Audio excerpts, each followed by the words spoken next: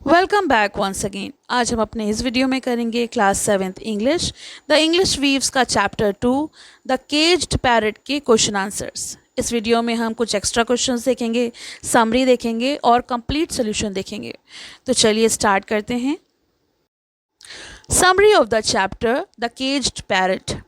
The caged parrot is a powerful story by Rabindranath Tagore that critiques rigid and superficial education systems and authoritarian control। तो ये एक व्यंग्यात्मक कहानी है जो शिक्षा व्यवस्था और सत्ता की दिखावटी सोच पर तीखा कटाक्ष करती है।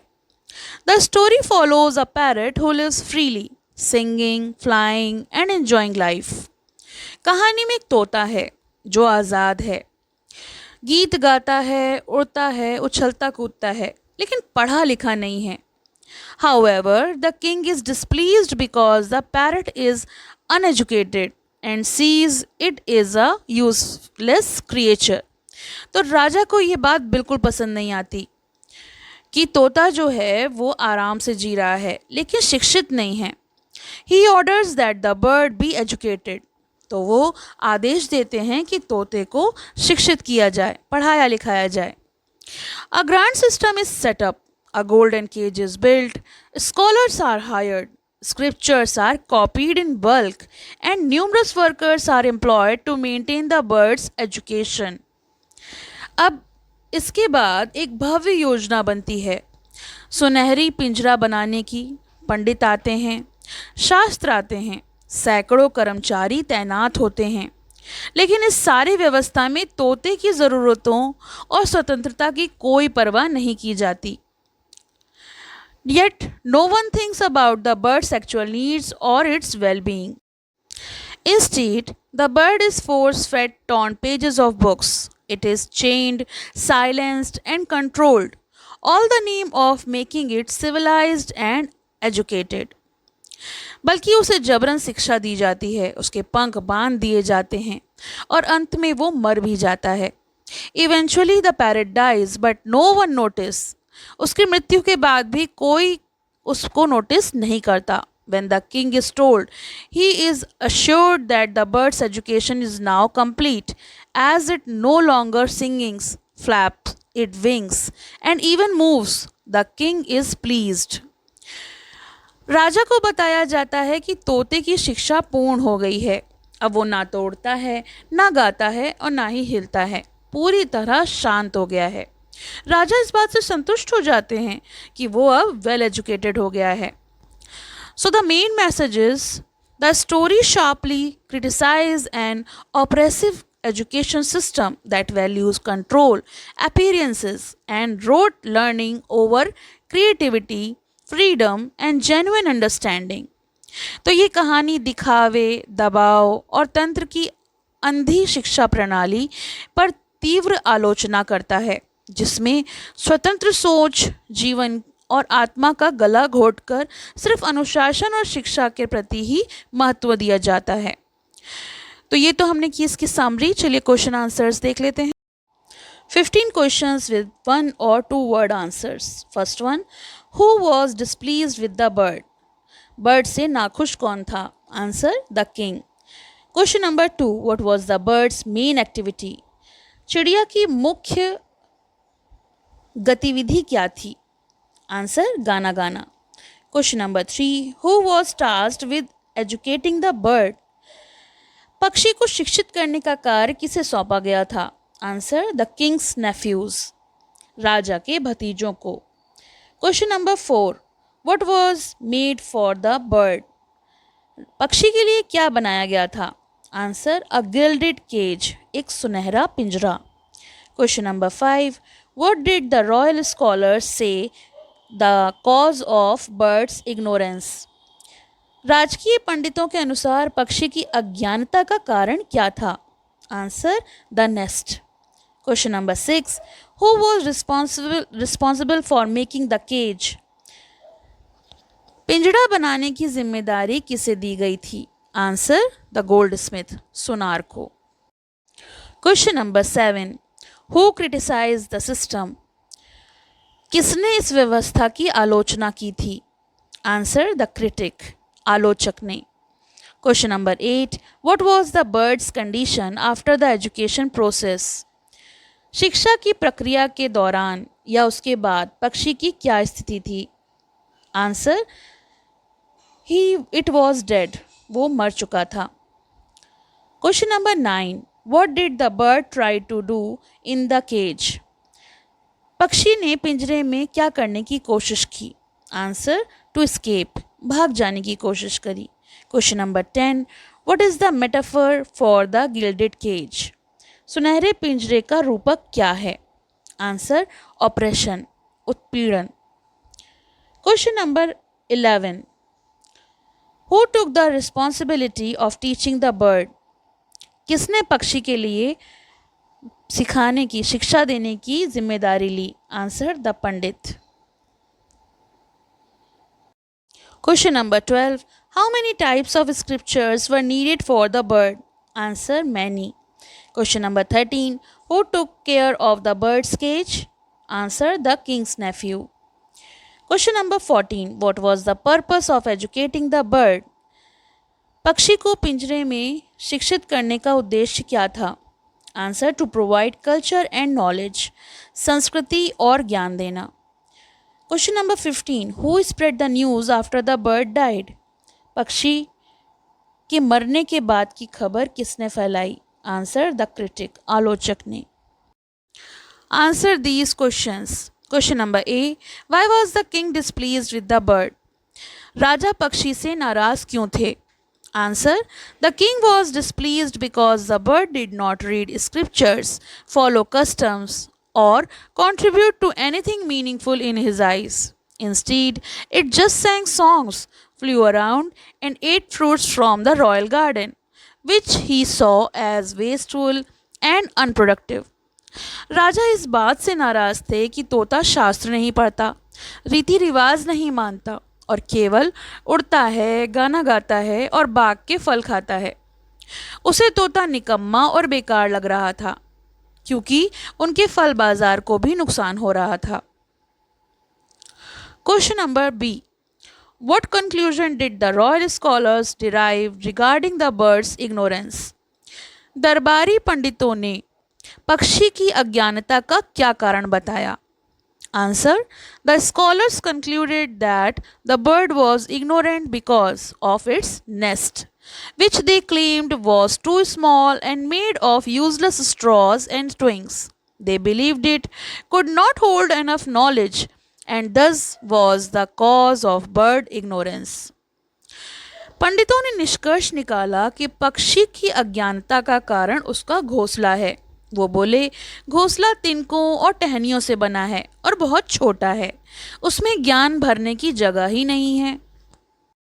Question number C, what steps were taken to educate the bird? पक्षी को शिक्षित करने के लिए क्या क्या कदम उठाए गए? Answer, a golden cage was build, scholars and scribes were hired, scriptures were copied in bulk, and the bird was force fed knowledge by stuffing pages into its mouth. एक सुनहरा पिंजरा बनवाया गया, विद्वान बुलाए गए, शास्त्रों की नकलें तैयार करी गईं और भारी भरकम तंत्र स्थापित किया गया। तोते के मुंह में फटे हुए पन्ने जबरदस्ती डाले गए। Extensive resources were used to maintaining the cage and a large staff was employed to look after the whole arrangement. Physical control measures like chaining the bird's wings were also taken. इतना ही नहीं, उनकी निगरानी के लिए और पिंजरे की देखरेख के लिए सैकड़ों लोग नियुक्त किए गए, यहाँ तक कि पंख को भी चेन से बांधा गया। Question number D, after all arrangements were made, what did the critics say? How did the king react to this? सभी व्यवस्थाओं के होने के बाद आलोचकों ने क्या कहा? राजा ने कैसे प्रतिक्रिया दी? The answer, the critics pointed out that although the cage was well maintained, no one cared about the bird's actual condition. आलोचकों ने कहा, आलोचक जो होते हैं निंदा करने वाले, आलोचकों ने कहा कि पिंजरे की देखरेख तो बहुत अच्छी हो रही है, लेकिन किसी ने तोते की भी परवाह की है? The king at first called his nephews to explain, and when they confidently denied the criticism and redirected him to the workers, the king was pleased with their response and rewarded them. तो राजा ने अपने भतीजों को बुलाया और पूछा। भतीजों ने आलोचकों की बातों को झूठा बताया और राजा को तंत्र पर भरोसा दिलाया। राजा ने उनकी बातों से प्रसन्न होकर उनको पुरस्कृत किया। Why was the king pleased with the answer of his nephews gave him? राजा अपने भतीजों के उत्तर से क्यों प्रसन्न हुए? Answer: The nephews diverted attention from the real issue by assuring the king that everything was fine, that the arrangement were flawless. भतीजों ने राजा को ये विश्वास दिलाया कि आलोचक निराधार हैं और शिक्षा प्रणाली पूरी तरह से काम कर रही है। Since they supported the king's initiative and upheld the illusion of success, the king felt validated and pleased. वे राजा की सोच का समर्थन कर रहे थे, जिससे राजा को अपनी नीतियों पर गर्व हुआ और वो खुश हो गए। Question number F. What did the king see when he decided to pay a visit to the building where the bird in the cage was? जब राजा पक्षी को देखने गए तो उन्होंने क्या देखा? Answer: The king saw a grand setup with chanting pandits, praises being sung, and an elaborate show of education being conducted. He was so overwhelmed by the spectacle that he didn't even notice the bird. When he finally looked, he saw that the bird was silent, force-fed pages, and there was no food or water, just torn books. राजा ने देखा कि वहाँ भव्य व्यवस्था है, बहुत शानदार व्यवस्था की गई है। पंडित मंत्र पढ़ रहे हैं, चारों ओर जय जयकार हो रही है, लेकिन तोता दिखाई नहीं दे रहा। जब उन्होंने ध्यान दिया तो उन्होंने देखा तोता चुप है, पन्नों से भरा हुआ पड़ा है और पिंजरे में ना तो खाना है और ना ही पानी है। उसे जबरदस्ती पढ़ाया जा रहा था। Question number G. Why did the king order his attendant to pull the ears of the critics?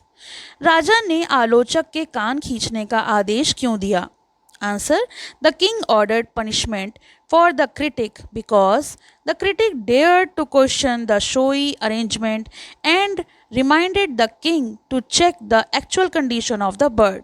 This act of the defiance embraced the king, who valued obedience and appearances over truth. आलोचक ने राजा को याद दिलाया था कि वो तोते को देखना भूल गए हैं। ये बात राजा को असहज लगी। उसने आलोचक को सजा दिलवाई क्योंकि उसने राजा की योजनाओं पर सवाल उठाया था। Question number H. What was the show of indiscipline? How was that taken care of? अनुशासनहीनता का प्रदर्शन क्या था? उसे कैसे ठीक किया गया? Answer: The bird occasionally tried to flap its wings and escape, looking at the morning sunshines of its natural instincts and desire for freedom. तोता सुबह की धूप की ओर देखता और पिंजरे से निकलने की कोशिश करता था। ये उसकी स्वतंत्रता की भावना थी। This was seen as indiscipline. A blacksmith was called and the bird's wings were chained to prevent any such behavior in the future. इसे अनुशासनहीनता माना गया और लोहार बुलाकर उसके पंखों को जंजीरों में जकड़ दिया गया। Question number I. How was the birds education completed? चिड़िया की यानी तोते की शिक्षा कैसे पूरी हुई? Answer: The bird died as a result of being imprisoned, force-fed knowledge, and having its spirit broken. The authorities claimed its education was complete since it no longer moved, sang, or behaved like a bird. Its silence and listlessness were mistaken for success. तोते की शिक्षा तब पूर्ण मानी गई जब वो मर गया। वह ना तो बोलता था, ना उड़ता था, ना गाता था।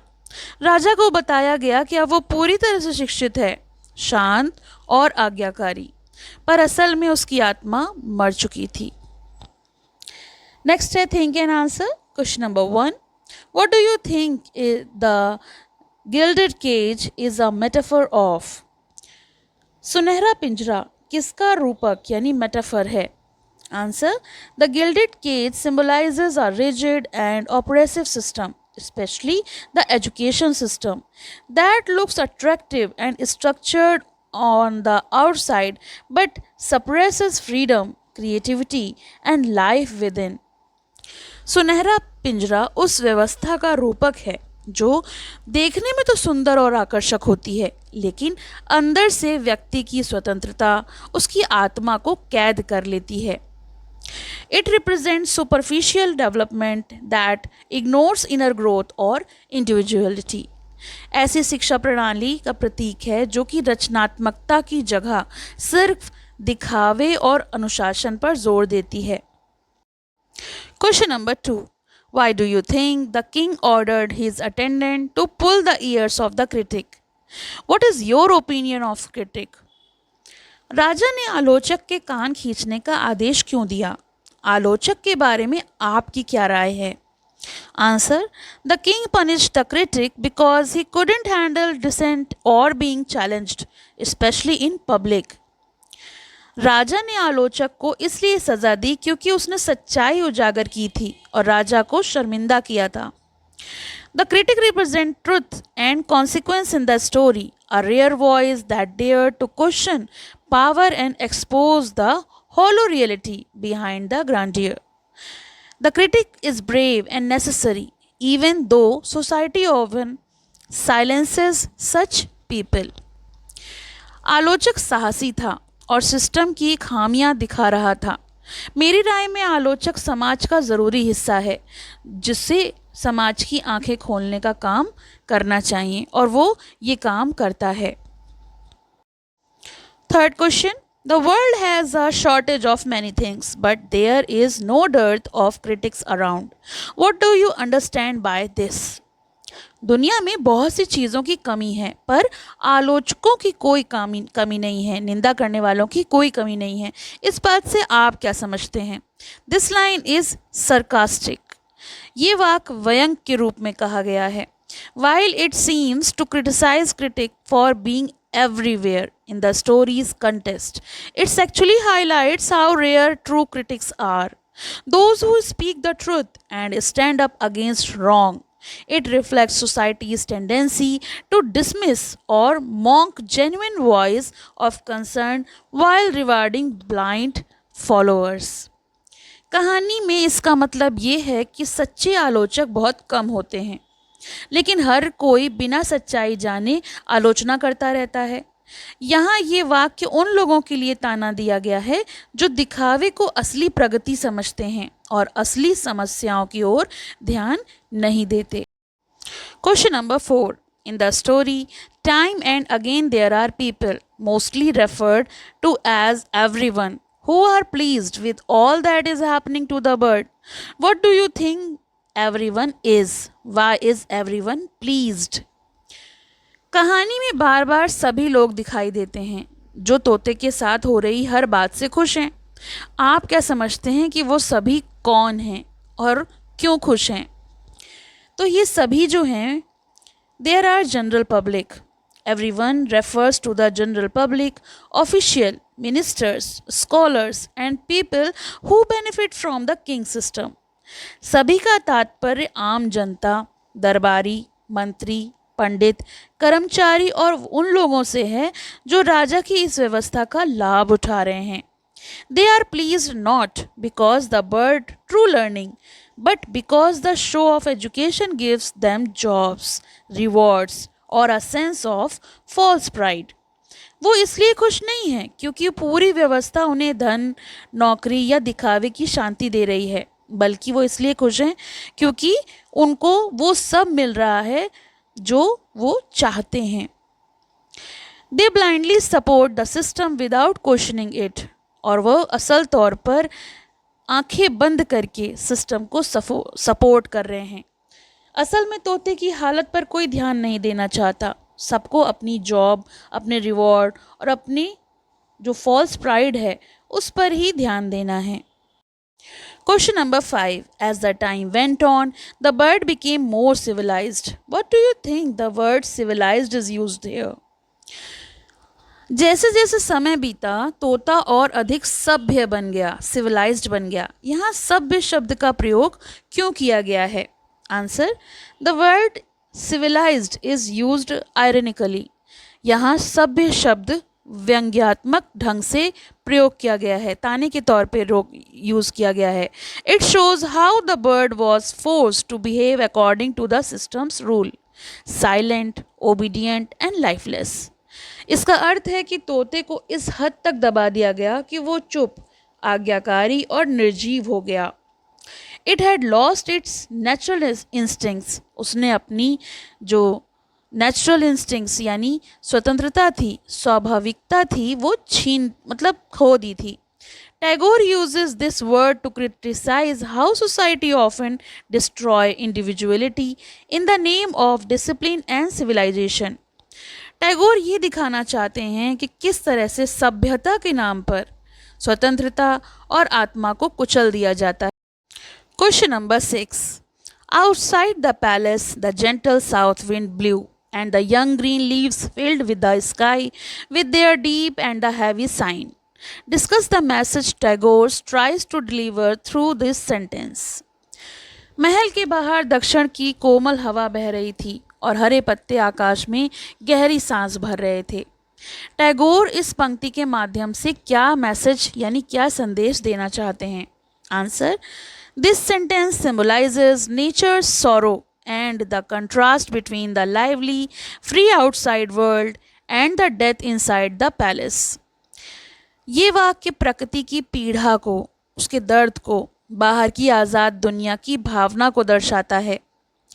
The wind and the leaves seem to mourn the bird's fate. क्योंकि हरे पत्ते और हवा तोते की मृत्यु पर शोक प्रकट करते दिखाई दे रहे हैं।